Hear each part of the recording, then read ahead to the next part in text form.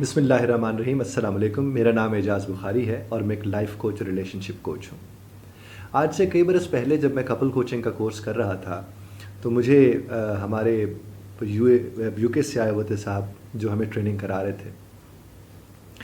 तो उन्होंने कहा कि हमारे यहाँ सबसे ज़्यादा कपल्स की कोचिंग या इस तरह के मामलात हमारे पास तब आते हैं जब ये 25 दिसंबर को लोग मिलते हैं, क्रिसमस के ऊपर लोग मिलते हैं और उसके अलावा वो ईस्टर के ऊपर लोग मिलते हैं। तो जब फैमिलीज़ मिलती हैं उसके बाद उनके कॉन्फ्लिक्ट्स, रिफ्ट्स, प्रॉब्लम सामने आते हैं, तो उसकी वजह से हमें केसेस काफ़ी सारे मिलते हैं।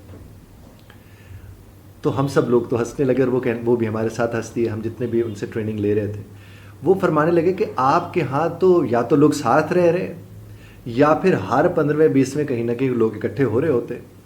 तो आपके यहाँ तो बहुत ज़्यादा इसका आपको चांसेस हैं कि आपका बिज़नेस और ज़्यादा बढ़ेगा, कि लोग आपके पास आएंगे और आपका काम वाम चलेगा।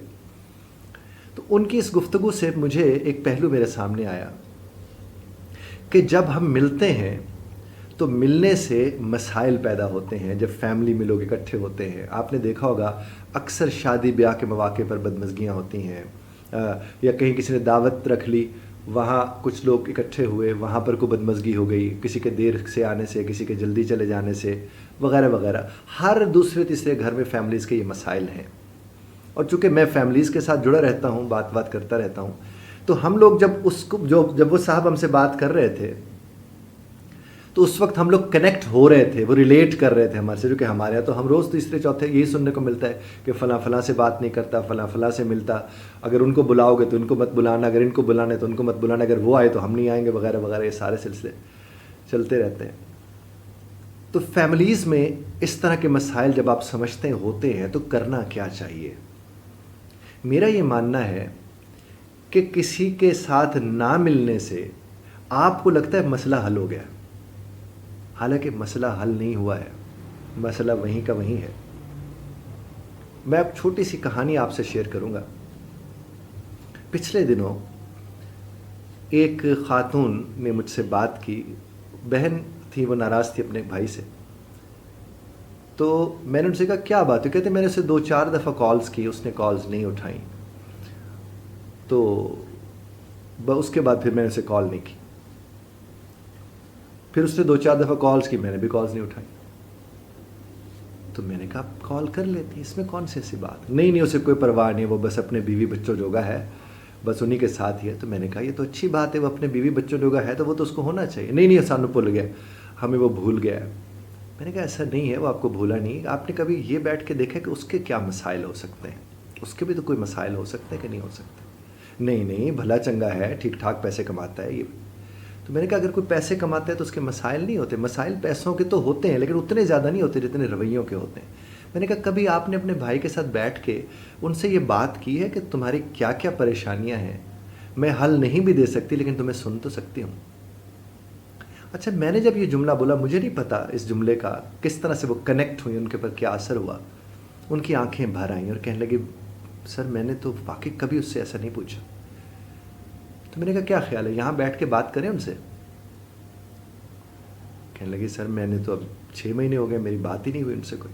मैंने कहा तो मिला लेते फ़ोन, अगर आपको बेहतर लग रहा है, कंफर्टेबल आप हैं तो। खैर उन्होंने, खातून ने क्या किया, फ़ोन उठाया, फ़ोन घुमाया, पहले वो स्पीकर उन्हें ऑन किया। मैंने कहा स्पीकर ऑन ना करें, जो कि आपकी प्राइवेसी आपस में, तो आपने उनसे बात करनी है।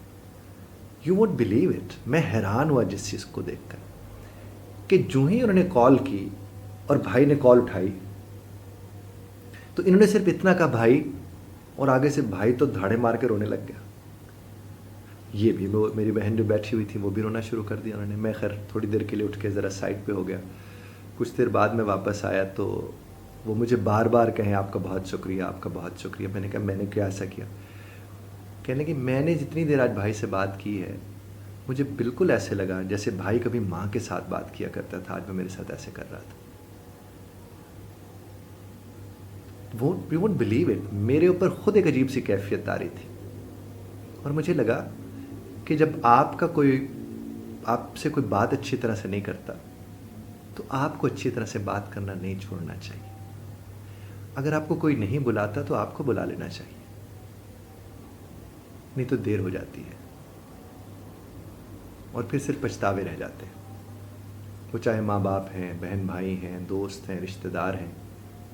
آپ اپنے اندر کی اچھائی کو کبھی ختم مت ہونے دیجیے گا. اور جب آپ اپنے اندر کی اچھائی کو ختم ہونے دیتے ہیں نا، تو پھر آپ کو لوگوں میں برائیاں نظر آنا شروع ہو جاتی ہیں. اچھوں کو صرف اچھائیاں نظر آتی ہیں. آپ اگر اس بات کو سمجھ لیں گے، آپ تو اچھے ہیں، آپ اچھائی دیکھیں، صرف اچھائی دیکھیں. کرم تو میرے اللہ نے فرمانا ہے، سمجھ تو اس نے دینی ہے. ہم تو بات کر سکتے ہیں. اگر کسی نے فون نہیں اٹھایا کوئی بات نہیں ہے، میسج کا جواب نہیں دیا کوئی بات نہیں ہے، کوئی مجبوری ہو سکتی ہے. ابھی آپ نے سنا کہ وہ کہتے میں ادھر گئی یا گیا اور اس نے میرے منہ پہ دروازہ دے مارا، یعنی دروازہ میرے سامنے بند کر دیا. آپ انتظار کر سکتے تھے تو کر لیتے. ہو سکتا ہے کہ اس کے بعد دروازہ کھلتا اور وہ کبھی بند ہی نہ ہوتا. آپ کے وہاں چلے جانے سے ہو سکتا ہے وہ دروازہ بعد میں کھلا اور آپ کو نہ دیکھ کر وہ دروازہ ہمیشہ کے لیے دونوں کے لیے بند ہو گیا ہو. ہوتا ہے صاحب. بڑی نعمت ہوتے ہیں یہ جو رشتے ہوتے ہیں، بہت بڑی اللہ کی رحمت اور نعمت ہوتے ہیں. لیکن ان سے ہم لوگ رحمتیں لینا ہم نے چھوڑ دی ہیں. ہم نے ان سے صرف زحمتیں لینا شروع کر دی. بچپن میں سنا کرتے تھے کہ گھر کا بہت بزرگ بوڑھا اگر ڈیوڑھی میں کہیں چارپائی پہ لیٹا کھانستا رہتا ہے تو جس دن وہ چارپائی وہاں نہیں ہوتی، وہ کھانسی وہاں سے نہیں آتی، دل ڈوب جاتا ہے. جو سمجھ رہے ہیں وہ سمجھ رہے ہیں. خدا ہم سب کو سمجھنے کی توفیق عطا فرمائے. اختلاف رائے کا حق آپ محفوظ رکھتے ہیں، بذرت طرز اختلاف رائے کا خیال رکھیے گا.